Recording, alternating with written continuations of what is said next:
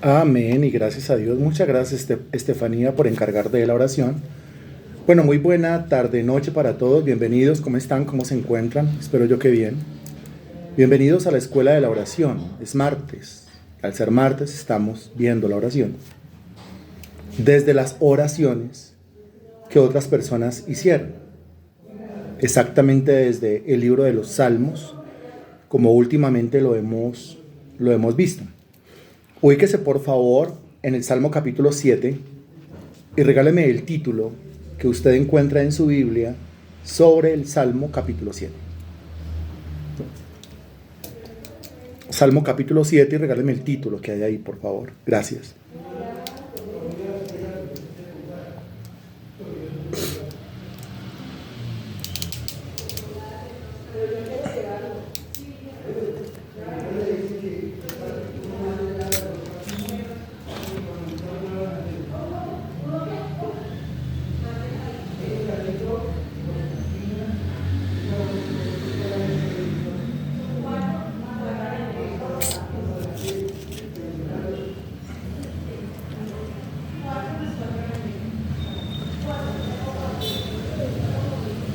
El título dice, eso, muy bien, muchas gracias.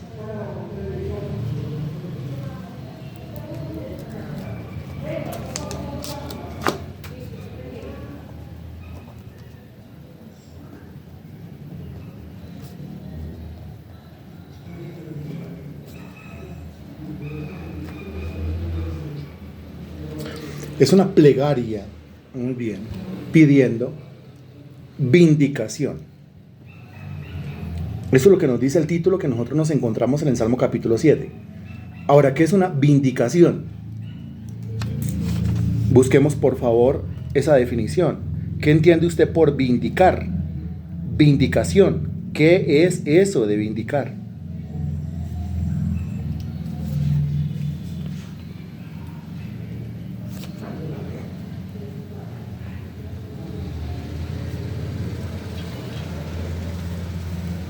¿Qué es eso de vindicar?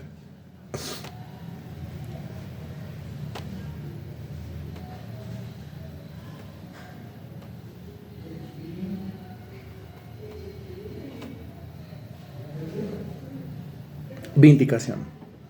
Una palabra que aparece muchísimas veces en la Sagrada Escritura. Es impresionante las veces que aparece esa palabra en la Biblia. Vindicar, vindicación. Señor, te pido que me vindiques. Te pido que me ¿qué? Que me vindiques. ¿Qué significa eso? Vindicación. ¿Qué significará eso? Regáleme por favor una definición, muchas gracias.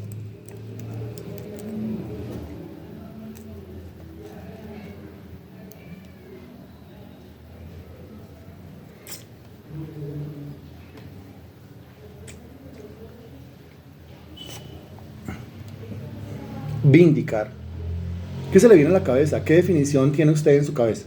En su entendimiento. ¿Qué significa eso? Bueno, la pregunta es para 14 personas, ¿no es cierto?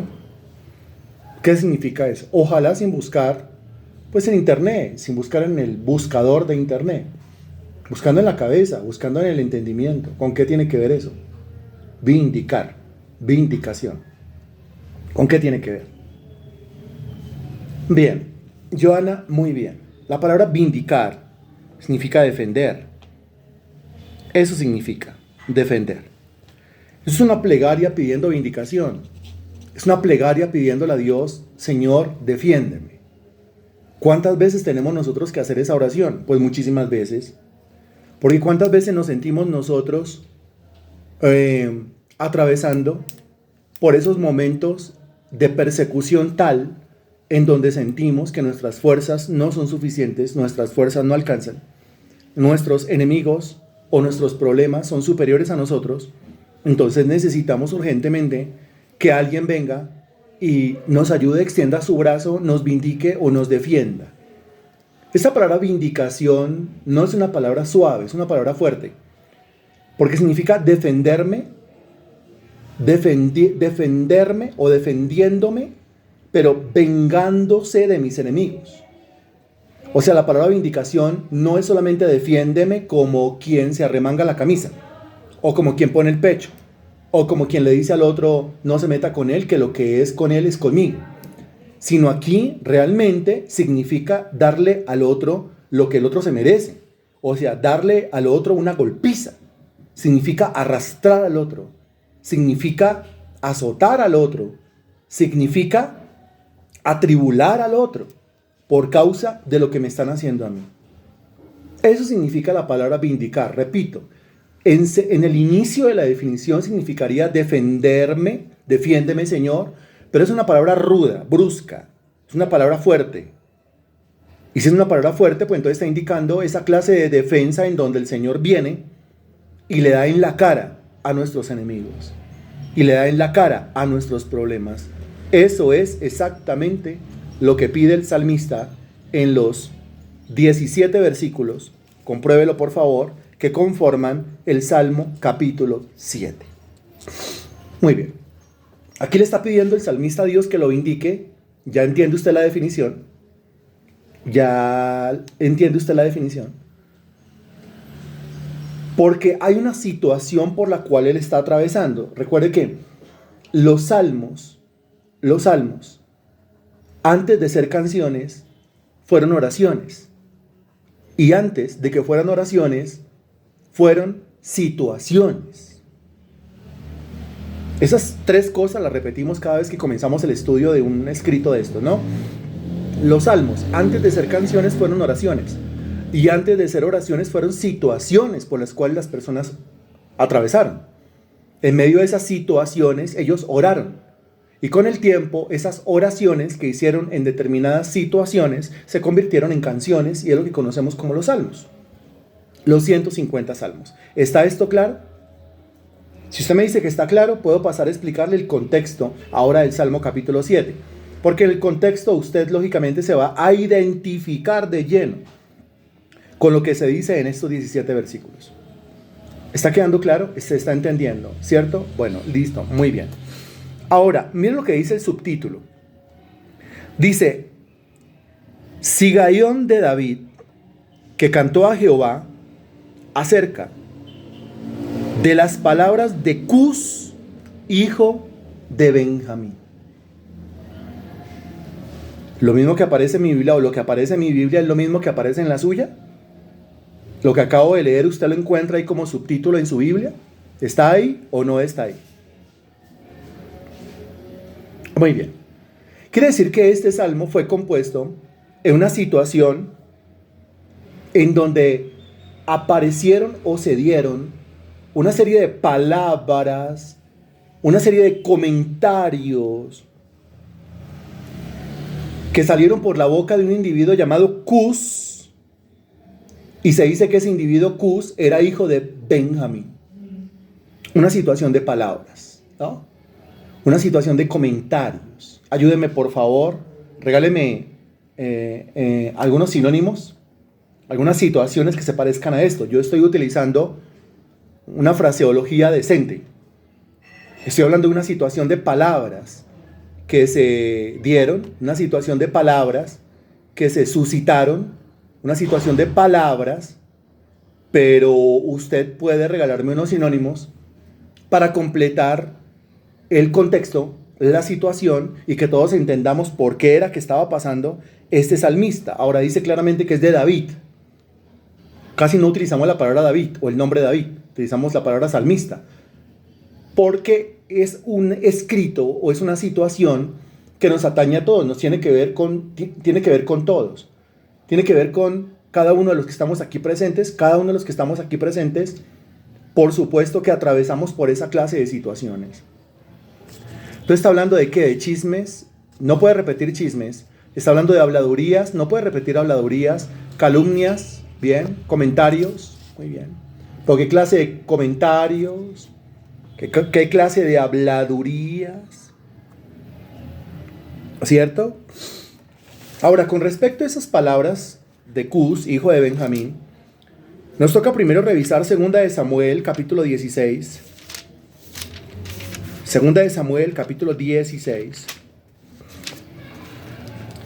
A partir del versículo 1. Me avisa, por favor, cuando esté ahí.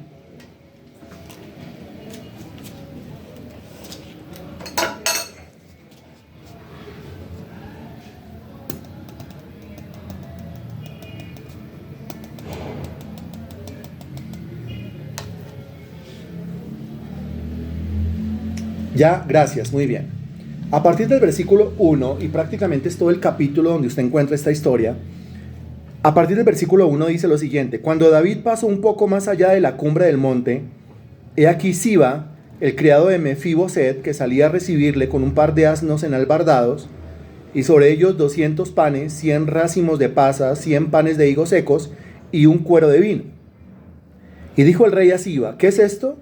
Y Siba respondió: los asnos son para que monte la familia del rey, los panes y las pasas para que coman los criados, y el vino para que beban los que se cansen en el desierto. Y dijo el rey: ¿dónde está el hijo de tu señor? Y Siba respondió al rey: he aquí, él se ha quedado en Jerusalén, porque ha dicho: hoy me devolverá a la casa de Israel el reino de mi padre. Entonces el rey dijo a Siba: he aquí, sea tuyo todo lo que tiene Mefiboset. Y respondió Siba inclinándose: rey, señor mío, halle yo gracia delante de ti. Ahora el contexto, versículos del 5 al 14. Y vino el rey David hasta Baurín, y aquí salía uno de la familia de la casa de Saúl, el cual se llamaba Simeí, hijo de Gera, y salía maldiciendo. Note que es uno de la familia de la casa de Saúl. Aquí dice que se llamaba Simeí y que salía maldiciendo, arrojando piedras contra David y contra todos los siervos del rey David, y todo el pueblo y todos los hombres valientes estaban a su derecha y a su izquierda. Y decía Simeí maldiciendo: fuera, fuera, hombre sanguinario y perverso. Jehová te ha dado el pago de toda la sangre de la casa de Saúl, en lugar del cual tú has reinado, y Jehová ha entregado el reino en mano de tu hijo Absalón. Y hete aquí, sorprendido en tu maldad, porque eres hombre sanguinario. Entonces Abisai, hijo de Sarbia, dijo al rey: ¿por qué maldice este perro muerto a mi señor el rey? Te ruego que me dejes pasar y le quitaré la cabeza. Y el rey respondió: ¿qué tengo yo con vosotros, hijos de Sarbia? Si él así maldice, es porque Jehová le ha dicho que maldiga a David. ¿Quién pues le dirá: por qué lo haces así? Y dijo David a Abisai y a todos sus siervos: he aquí mi hijo, que ha salido de mis entrañas, acecha mi vida. ¿Cuánto más ahora un hijo de Benjamín? Dejadle que maldiga, pues Jehová se lo ha dicho. Quizá mirará Jehová mi aflicción, y me dará Jehová bien por sus maldiciones de hoy. Y mientras David y los suyos iban por el camino, Simeí iba por el lado del monte delante de él, andando y maldiciendo, y arrojando piedras delante de él y esparciendo polvo. Y el rey y todo el pueblo que con él estaba llegaron fatigados y descansaron allí. Versículo 15. Y Absalón y toda la gente suya, los hombres de Israel, entraron en Jerusalén, y con él Ahitofel. Aconteció luego que cuando Usaí Arquita, amigo de David, vino al encuentro de Absalón, dijo Usaí: viva el rey, viva el rey. Y Absalón dijo a Usaí: ¿es este tu agradecimiento para con tu amigo? ¿Por qué no fuiste con tu amigo? Y Usaí respondió a Absalón: no, sino que de aquel que eligiere Jehová y este pueblo, y todos los varones de Israel, de aquel seré yo y con él me quedaré. ¿Y a quién había yo de servir? ¿No es a su hijo? Como he servido delante de tu padre, así seré delante de ti. Entonces dijo Absalón a Ahitofel: dad vuestro consejo sobre lo que debemos hacer. Y Ahitofel dijo a Absalón: llégate a las concubinas de tu padre, que él dejó para guardar la casa, y todo el pueblo de Israel oirá que te has hecho aborrecible a tu padre, y así se fortalecerán las manos de todos los que están contigo. Entonces pusieron para Absalón una tienda sobre el terrado, y se llegó Absalón a las concubinas de su padre ante los ojos de todo Israel. Y el consejo que daba Ahitofel en aquellos días era como si se consultase la palabra de Dios. Así era todo consejo de Ahitofel, tanto con David como con Absalón. Bueno, aquí en este capítulo nos encontramos con una serie de cosas sumamente desastrosas. Todo esto le está pasando al mismo individuo. ¿A qué individuo? Le está pasando a David. En primer lugar, en los versículos del 1 al 4, como ya lo leímos, todas las cosas que había hecho David, todas las reformas que había hecho David, todas las situaciones que había enderezado David bajo su reino, lastimosamente se volvieron a torcer porque alguien las torció, porque alguien los saboteó, porque alguien echó atrás todas las reformas y alguien echó atrás y tiró al piso todas las políticas que había implementado David. El que había hecho eso se menciona en el contexto que va del versículo 5 al versículo 14. Se repite su desastrosa historia en los versículos del 15 al 23. Está hablando de un hijo. De ese hijo ya habíamos hablado nosotros en un salmo. ¿Cuál salmo? Ahí dice claramente. Le estoy preguntando primeramente por el salmo, porque ya pasamos por ahí. Salmo en el cual un hijo de David le jura la guerra a David, lo destrona, le da un golpe de estado y toma todo lo que David había hecho en el reino y lo tira a la basura. ¿En cuál de los salmos hasta el momento estudiados vimos esa historia y vimos las oraciones de David dentro de ese contexto?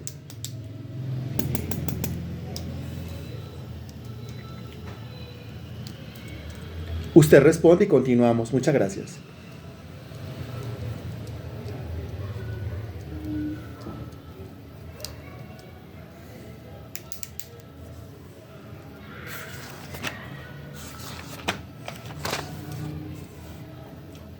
En el Salmo, ¿en cuál Salmo? En el Salmo capítulo 3.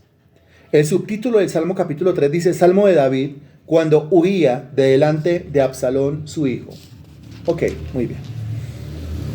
Dese cuenta que no solamente se levantó Absalón en contra de David, sino que prácticamente todo el pueblo se levantó en contra de David, incluyendo a Simeí, mencionado en 2 de Samuel capítulo 16, incluyendo, ahora Salmo capítulo 7, incluyendo a Cus, hijo de Benjamín.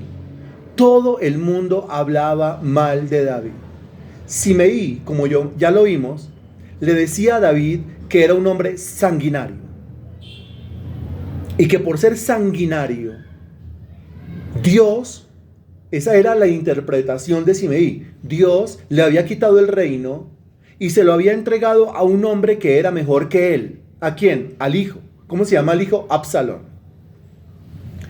Ahora, yo le pregunto a usted, ¿era eso cierto?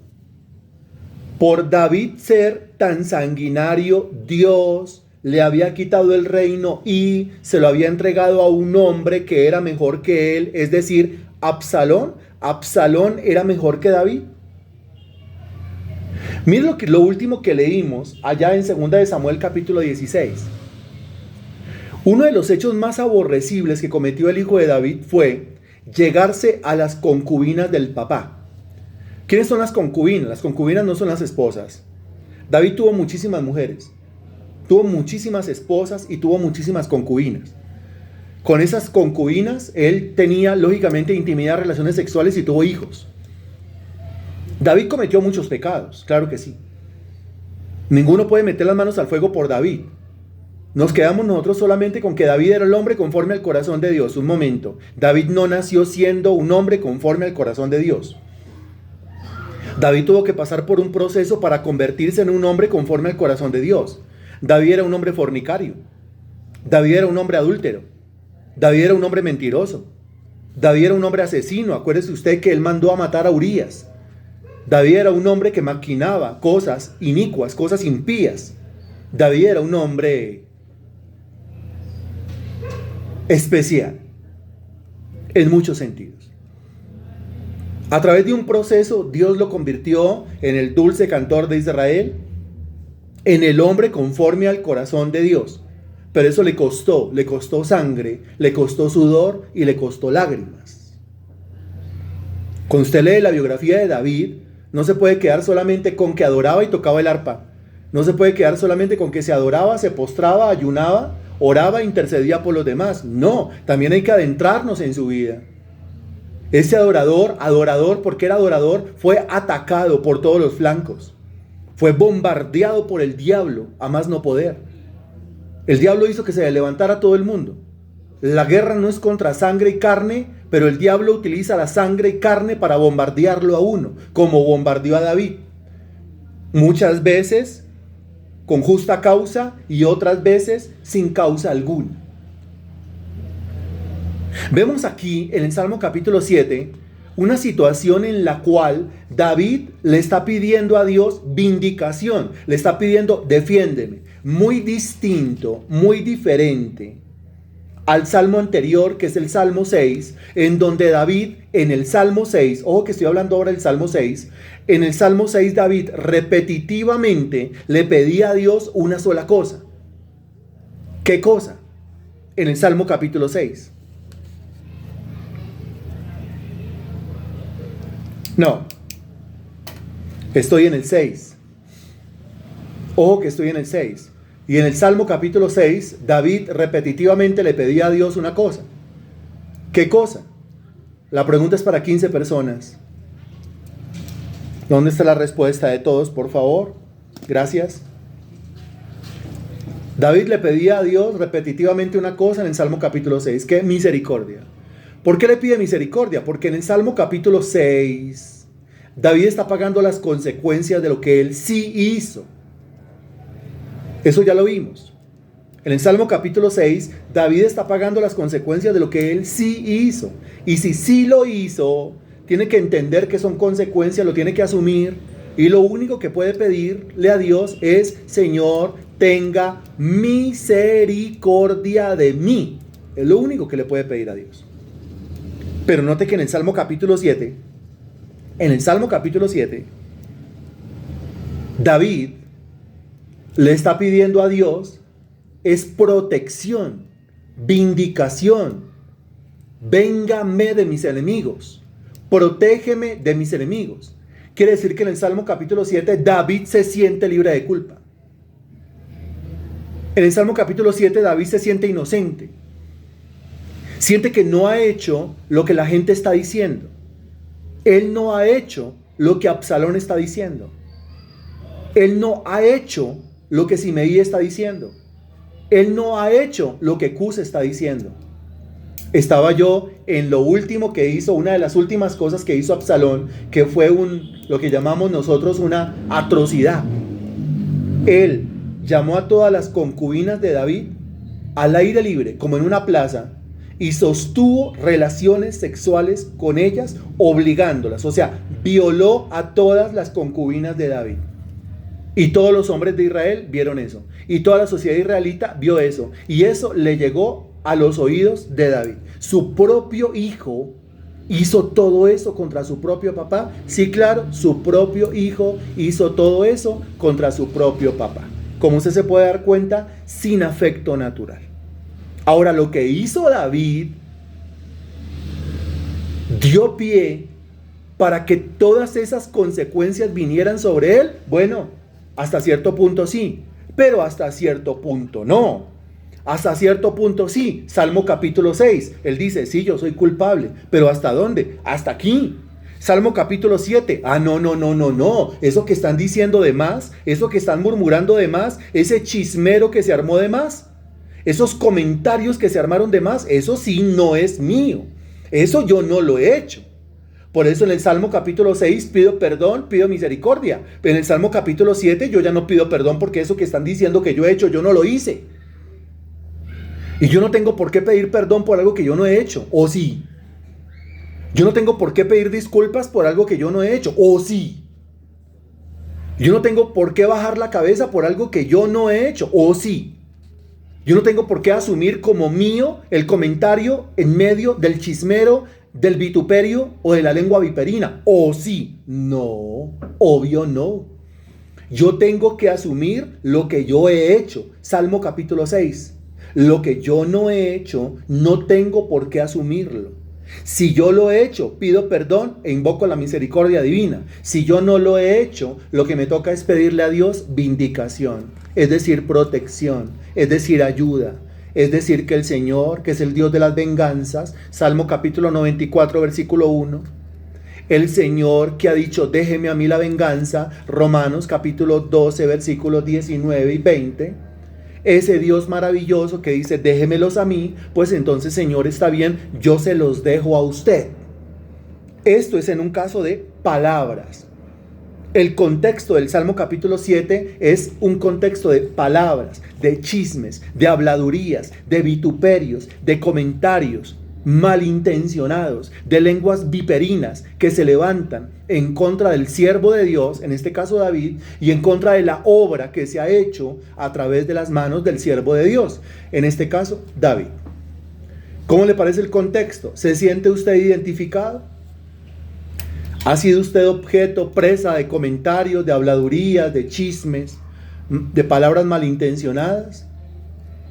Aquí de lo que yo tengo que asegurarme es de que yo no sea el chismoso, de que yo no sea el que me la paso hablando, de que yo no sea el que me la paso entrometiéndome en lo ajeno, de que yo no sea el metido, el metiche, de que yo no sea el que tenga esa lengua inoficiosa.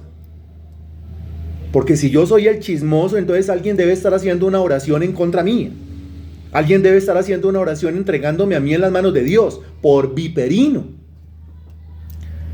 Yo tengo que asegurarme inicialmente que en mi boca no hay chisme, que en mi boca no hay murmuraciones, que en mi boca no hay comentarios malintencionados. ¿Quién de los que están aquí puede levantar su mano y decir, mire, por mi boca no sale el chisme? Mire, en mi boca no se originan comentarios malintencionados. Mire, en mi boca no se levantan falsos testimonios. Mire, en mi boca no hay vituperios ni escarnios.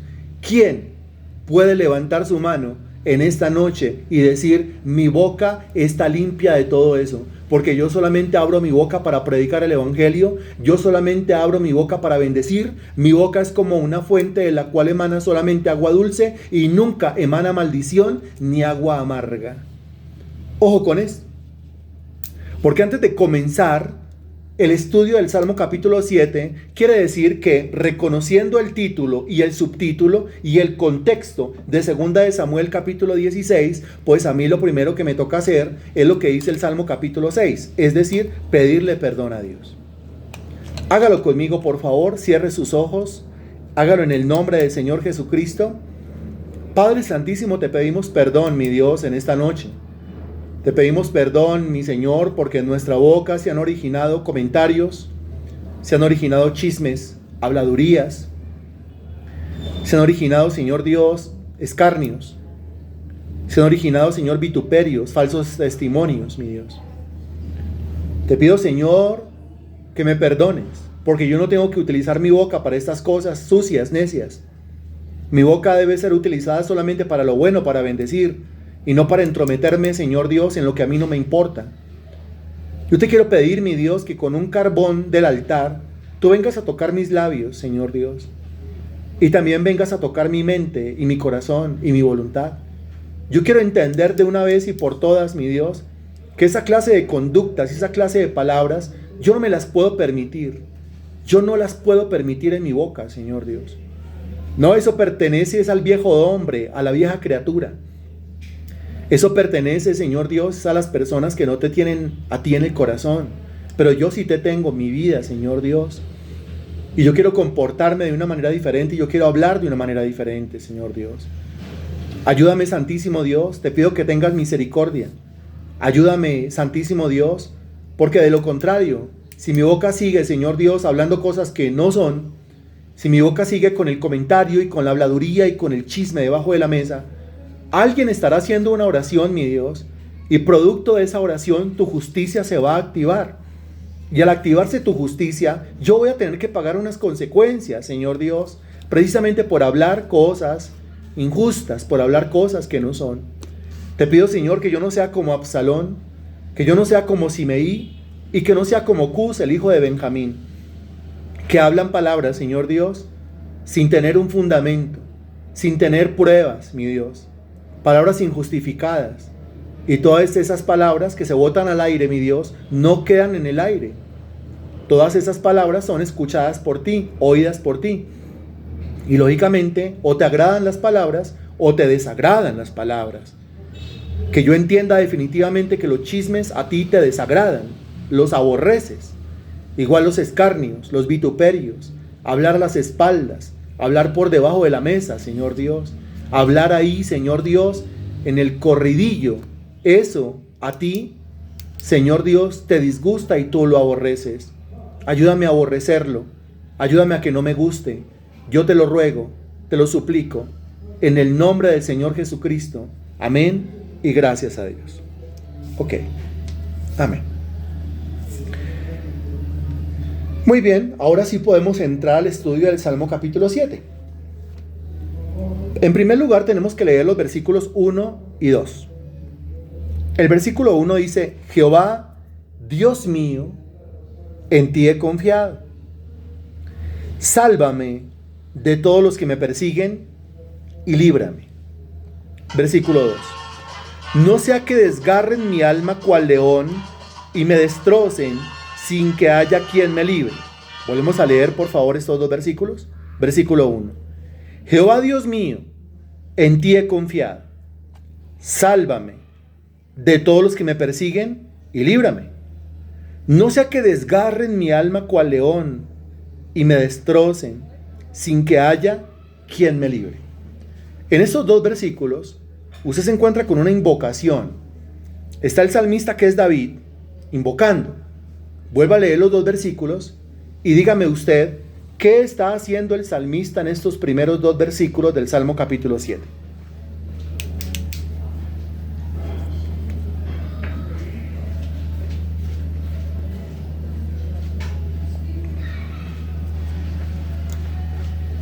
¿Qué está haciendo el salmista en estos primeros dos versículos del Salmo capítulo 7? ¿Qué está haciendo? Está orando. Está orando. Bien. Mire cómo comienza el versículo 1. Jehová. Está hablando David. Se dice en el subtítulo que es David. Está hablando Jehová, que es Dios. Está orando. Mire cómo le invoca. Jehová, Dios mío. Recuerde que la palabra Dios significa creador. Jehová, creador mío. En ti he confiado. En ti he confiado. La fe del salmista en el Salmo capítulo 7 está arriba. Acuérdese que la fe del salmista en el Salmo capítulo 6 estaba abajo, porque había pecado. Le tocaba poner la cara a Dios. La fe estaba abajo. Estaba apachurrado, como decimos nosotros. Pero en el Salmo capítulo 7 no está apachurrado. En el Salmo capítulo 7 él sabe hasta dónde llegó su maldad y sabe hasta dónde tiene que llegar la consecuencia por su maldad. De modo que su fe está en alto. Por eso va a ser lo que dice el título. Jehová Dios mío, en ti he confiado. La fe. ¿No? Qué bueno comenzar una oración así. Declarando la fe. Declarando que yo creo en Dios. Declarando que yo creo en el Señor. Y que yo creo que el Señor es justo. A continuación dice: sálvame de todos los que me persiguen y líbrame. Sálvame de todos los que me persiguen, incluyendo a su hijo Absalón, incluyendo a Simeí, el tirapiedras. De ahí sale la expresión: deje de echarme piedra. Eso sale de 2 de Samuel capítulo 16. Simeí era un hombre que hablaba, maldecía, injuriaba, vituperaba, escarnecía y al mismo tiempo agarraba piedras con sus manos y se las tiraba al cuerpo de David. Lo admirable en 2 de Samuel capítulo 16 es que uno de los escoltas de David le dice a David: David, ese que le está tirando usted piedra y que está hablando mal de usted, ese es un perro muerto. Déjeme que yo pase al otro lado. Mire, pase al otro lado quiere decir que había algo así como un hueco, algo así como una zanja, para que me lo entienda, ¿sí? Había una zanja y desde ese lado de la zanja estaba Simeí echando piedra. Desde ese lado de la zanja estaba Simeí echando palabras, lanzando injurias, lanzando escarnios. Dese cuenta la valentía de Simeí. Es decir, Simeí no intercepta a David de frente, no se le viene de frente y no viene y se lo dice en la cara. Se lo está diciendo de ladito, dese cuenta que es de ladito. Y se lo está diciendo teniendo como cerco de separación un hueco, una zanja. ¿Qué tan valiente es Simeí? Es mi pregunta. Que está hablando mal de David, pero no es capaz de venírsele de frente a decírselo en la cara. Se lo está diciendo de ladito, se lo está diciendo a las espaldas, hay una zanja de separación, por eso uno de los escoltas de David tuvo que decir: déjeme pasar allá al otro lado y yo le corto en un momento la cabeza a Simeí. Le voy a cortar la cabeza para que deje de hablar mal de usted. No es frentero, muy bien, es cobarde. Ese es Simeí, es cobarde. Él cree que es muy valiente. Él cree que es muy valiente, ¿por qué? Porque está arrojando piedra, porque está vociferando en contra de David en presencia de sus propios escoltas. Él sabe que los escoltas de David, pues sus hombres de seguridad, los valientes de David, pues son hombres feroces, son hombres fieros. Él se cree muy valiente, pero recuerde que hay una zanja. Mi pregunta es, ¿y si uno de los escoltas de David comenzara a atravesar la zanja e intentara brincar el hueco, qué haría Simei? ¿Será que Simei se queda ahí, sigue hablando y sigue tirando piedra? ¿O será que sale corriendo? ¿Qué cree usted? Pues usted conoce cómo son los Simei. Los Simei salen corriendo y después se hacen las víctimas. Salen corriendo y dicen, auxilio, auxilio, auxilio, que David me quiere matar. Pero no cuentan por qué es que David lo quiere matar. Auxilio, auxilio, auxilio, que David o uno de sus escoltas me sacó corriendo. Lo que no cuentan es por qué uno de los escoltas lo sacó corriendo. Auxilio, auxilio, auxilio, que uno de los escoltas de David me echó. Por eso yo por allá no puedo volver. Lo que no cuentan es por qué uno de los escoltas de David lo echó y por qué por allá no puede volver. Sí se da cuenta cómo funciona la cabeza y la lengua de un tipo como Simei. Entonces aquí vuelve y dice, sálvame de todos los que me persiguen y líbrame. Y él sabe muy bien que uno de los que lo está persiguiendo, el más peligroso, el que está encabezando la persecución contra su propia vida, el que quiere verlo muerto inmediatamente, es nada más y nada menos que ¿quién? Que su hijo Absalón. ¡Qué cosa tan terrible! La madurez de David consistió en que Simei le estaba echando piedra, Simei lo estaba maldiciendo, Simei estaba hablando mal de él. Uno de los escoltas dijo, déjeme pasar y le corto la cabeza, y David dijo, no lo vaya a hacer, no está autorizado, no tiene permiso para pasar y cortarle la cabeza. Pero ¿por qué no? Si le cortamos la cabeza, pues le cortaríamos la cabeza con toda y boca, con toda y lengua, y dejaría de hablar, dejaría de ser tan viperino. La respuesta de David, mire, hay uno que es más viperino que él, hay uno que es más peligroso que él. Este solamente está contaminado por el otro. Este solamente está envenenado por el otro. El más peligroso es Absalón. El más peligroso es mi propio hijo. En resumidas cuentas, si yo me dedicara a cortarle la cabeza a todo aquel que hable mal de mí, complete usted la frase. Si usted se dedicara a cortarle la cabeza a todo aquel que hable mal de usted, complete la frase, por favor. ¿Qué pensamiento se le viene a la cabeza? Si usted dijera, a partir de este momento le voy a cortar la cabeza a todo aquel que hable mal de mí, entonces dígame, regáleme algún pensamiento, alguna reflexión.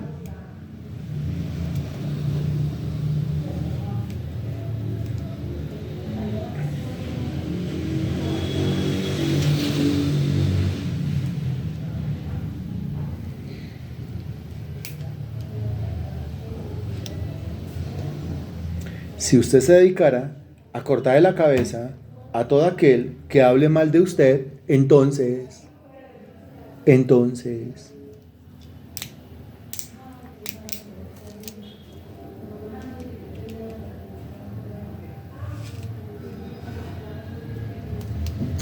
pues sencillo, miren, si usted se dedicara a cortarle la cabeza a todo aquel que hable mal de usted, usted habría caído en el juego de Satanás. Si usted se dedicara a cortarle la lengua a todo aquel que hable mal de usted, usted habría caído en el juego del diablo. ¿En qué consiste el juego del diablo? El juego del diablo consiste en desconcentrarlo de lo que tiene que estar concentrado. ¿En qué tiene que estar concentrado? ¿Y qué es lo que usa el diablo para desconcentrarlo? Lo que usa el diablo para desconcentrarlo es eso que usó en Absalón, eso que usó en Simei, eso que usó en Cus eso que usó en los demás. ¿En qué tiene que estar concentrado? Tiene que estar concentrado en las cosas de Dios. Ahí. Cuando yo me pongo a prestarle atención a lo que los demás dicen, a lo que los demás hablan, yo me desconcentro de las cosas de Dios. Ya sea los chismes, es decir, las cosas malas, o ya sea los halagos, las cosas buenas. Para algunos es mejor que vivan siempre en un entorno de escarnios, de chismes, de habladurías, que en un entorno de alabanzas y de halagos. Cuando uno está rodeado de alabanzas y de halagos, y cuando todo el mundo habla bien de uno, el corazón se le llena de orgullo, el corazón se le llena de vanidad. Cuando uno está rodeado de chismes, de habladurías, de escarnios y de vituperios, y uno es maduro, el corazón se le llena de humildad, se le llena de oración, y uno va a buscar a Dios, y uno va a decir: Señor, yo no le voy a cortar la cabeza a nadie. No voy a ir a nadie a hacerle ningún reclamo. Dese cuenta usted que David ni siquiera dirigió una sola palabra a Simeí. David no dirigió una sola palabra a Simeí. Cualquiera diría: David no habla porque el que calla otorga. No, no siempre, eso es un dicho mundano. Eso no está en la Biblia. En la Biblia usted no encuentra que el que calla otorga. Muchas veces el que calla es porque no quiere rebajarse al mismo nivel del chismoso. El que calla no quiere rebajarse al mismo nivel del escarnecedor. El que calla sencillamente es porque está ocupadito en las cosas de su Dios y no va a utilizar su lengua hablando de gente que no importa. Hablando de gente que no interesa. Pero es que el tema es que cuando hablan mal de uno, le tocan a uno el ego. Y al tocarle el ego, entonces yo me veo en la urgente necesidad de ir a hablar o de echar alguna sátira o algún comentario o algún vainazo o alguna situación para descabezar al fulano. Y eso lo único que demuestra es mi inmadurez. Si yo quiero ver todas esas lenguas colgadas así en lo alto, las lenguas de los que hablaron mal de mí, pues eso demuestra que yo todavía tengo un ego inmenso, un ego enorme. Eso demuestra todavía que yo no he muerto a mí mismo. Y yo tengo que morir a mí mismo. Y una de las pruebas o una de las demostraciones de si he muerto o no he muerto a mí mismo se dan cuando la gente comienza a hablar porquerías de uno. Eso no es. Si la gente comienza a hablar porquerías de uno y a uno le duele y a uno le arde, dése cuenta que el ego está vivito. ¿Y el ego cómo tiene que estar? Muerto. Por medio de eso Dios está diciendo: dése cuenta, usted tiene que estar muerto a sí mismo y no está muerto. Permití que alguien hablara mal de usted, permití que viniera Simeí a tirarle piedras. ¿Y usted qué hizo? Se amargó, se desanimó, se debilitó, se desilusionó. Usted ya no quiere seguir. ¿Por qué? Porque un Simeí o un Cus o un Absalón o un cualquiera, no sé, está hablando mal de usted. Si usted se siente en la necesidad de defender su ego, quiere decir que está muy vivo. Quiere decir que está en la carne. Quiere decir que usted cree que tiene que defenderse a sí mismo. Y la Sagrada Escritura dice claramente que yo tengo que dejarle esa defensa a Dios. Dese cuenta el título del Salmo 7.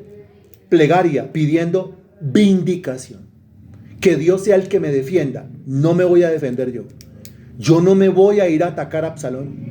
Yo no me voy a ir a atacar a Simeí. Yo no me voy a ir a atacar a Cus. A mí me dicen que soy un hombre sanguinario. Acuérdese que era Simeí, eso era lo que le decía a David. Usted es un hombre sanguinario. Pero ese día le demostró David a Simeí que no era tan sanguinario como él creía. Porque si David hubiese sido así de sanguinario como Simeí decía, pues tan fácil David cruza la zanja y le corta la cabeza y lo pica en pedacitos. David era un hombre de guerra, claro que sí. Pero a estas alturas es que ya está grande, ya está maduro, le han pasado tantas. Él dice lo siguiente: yo escojo muy bien las batallas en las cuales me voy a meter. Yo escojo muy bien las peleas en las cuales me voy a meter. Yo escojo muy bien las guerras que yo voy a pelear. No me voy a meter en cualquier pelea, no me voy a meter en cualquier batalla, no me voy a meter en cualquier guerra. Yo ya no soy un chicuelo que ando apuntándome a la rifa de un tiro. Yo soy una persona ya grande, me han pasado tantas cosas, he pecado, Dios me ha levantado, he caído, Dios me ha reanimado, que yo no me voy a meter en esas peleas porque sería rebajarme al nivel donde el diablo quiere que yo me rebaje, o sea, al nivel del ego. Freddy, que hablaron mal de usted, sí, toda la vida. O sea, de mí han hablado antes de yo conocer de Cristo, claro. Y de mí han hablado a partir del momento de conocer de Cristo. Y esto nunca va a parar. En los años que tengo, concluyo yo que así usted haga lo bueno o haga lo malo, siempre van a hablar mal de usted. Que así usted haga o no haga, siempre van a hablar mal de usted. Que así usted predique o no predique, si predica, ¿por qué predica? Y si no predica, no volvió a predicar. Siempre van a hablar mal de usted. O sea, siempre usted va a estar rodeado. Mire, se lo pongo así. Siempre usted va a estar rodeado de Absalones que lo van a traicionar. Y siempre va a estar rodeado de Simeís que van a hablar mal de usted y le van a echar piedra cada vez que puedan. El mismo Señor Jesucristo tuvo en el grupo de los 12, tuvo un Absalón, un traidor, era Judas. Y si nos ponemos a mirar, más de un Judas, porque cuando vinieron a apresar al Señor Jesucristo, pues los discípulos lo dejaron tirado, lo dejaron abandonado. ¿Eso acaso no es una deslealtad? ¿Eso acaso no es una traición? El Señor Jesucristo, dice la Escritura, Isaías capítulo 53, varón de dolores, experimentado en quebranto. ¿Eso qué quiere decir? Eso quiere decir que el Señor probó en carne propia, en carne viva, lo que era la traición. Alrededor mío, mínimo, un Judas. Alrededor mío, mínimo, un Absalón. Y alrededor mío, mínimo, un Simeí, un tirapiedras, un habla escarnios, un chismoso, un mentiroso. Esa es la norma para mantenerle a uno el ego muerto, para mantenerle a uno el corazón humilde y para mantenerle a uno el espíritu siempre y en todos los casos dependiendo de Dios. Identifique los Absalones a su alrededor. Ojo, con tal de que usted no sea el Absalón, que usted no sea el traidor ese. Identifique a su alrededor los Absalones. Identifique a su alrededor los Simeís, los tirapiedras, los inventacuentos, los inventachismes. No se está defendiendo. El que calla otorga. No, si no se está defendiendo es porque murió a su yo, murió a su ego. Y él está pidiendo a Dios que sea él más bien el que lo defienda. ¿Está claro lo que decimos hasta el momento?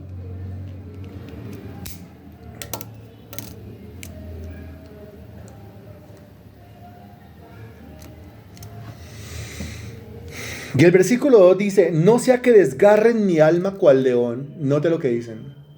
Desgarren mi alma cual león. Desgarren mi alma. Está hablando del alma. Note que no está hablando del cuerpo. Note que no está diciendo van a desgarrar mi cuerpo como si ellos trajeran espadas o cuchillos o látigos o palos para golpearle el cuerpo. No, aquí dice no sea que desgarren mi alma. Porque es que lógicamente cuando se suscitan esa serie de chismes, comentarios malintencionados, van a ir a parar directamente dentro del alma. O sea, dentro de la mente, dentro del corazón, dentro de la voluntad. Van a venir a bombardear la voluntad, a intentar que el hombre se desanime, a intentar que el hombre se desmotive, a intentar que el hombre ya no siga haciéndolo, a intentar que el hombre se victimice, a intentar que el hombre se convierta en un derrotista, en un evasor, etcétera. Todas esas cosas que hemos nosotros estudiado los días lunes. No sea que desgarren mi alma cual león. Señor Dios, yo pongo en tus manos mi mente, mi corazón y mi voluntad, para que independientemente de las habladurías y los chismes, mi alma se conserve en tus manos, mi alma se conserve en tu presencia y mi alma se conserve funcionando para tu reino. No sea que desgarren mi alma cual león y me destrocen sin que haya quien me libre. ¿Quién le va a ayudar a David si su propio hijo se levantó contra él? ¿Quién le va a ayudar a David? Si sus propias concubinas fueron abusadas sexualmente por su propio hijo Absalón. ¿Quién va a ayudarle a David? Si los que eran su pueblo, los que eran sus siervos, el caso de Simeí, se ha vuelto en contra de él y le está echando piedra. Él encuentra únicamente socorro y ayuda en Dios. Y entonces dice: Señor, no permitas que me destrocen, sin que haya quien me libre, porque yo sí tengo quien me libre. La frase inicial del versículo 1 dice: en ti he confiado, en ti he creído. Vengo a decirte, Señor, y eso es lo mejor que uno puede hacer en medio del chisme. Vengo a decirte, Señor, en medio de tanto chisme. Mire, usted no tiene que recurrir al psiquiátrico en medio de tanto chisme. Usted no tiene que recurrir al médico, al doctor, al psicólogo en medio de tanto chisme. Usted no tiene que recurrir al terapista en medio de tanto chisme. A quien usted tiene que recurrir en medio del chisme, en medio de la situación difícil, es al mismo que recurrió David en medio de tanto chisme. Y ese es solamente Dios. Bendito Señor, te damos infinitas gracias por lo estudiado el día de hoy.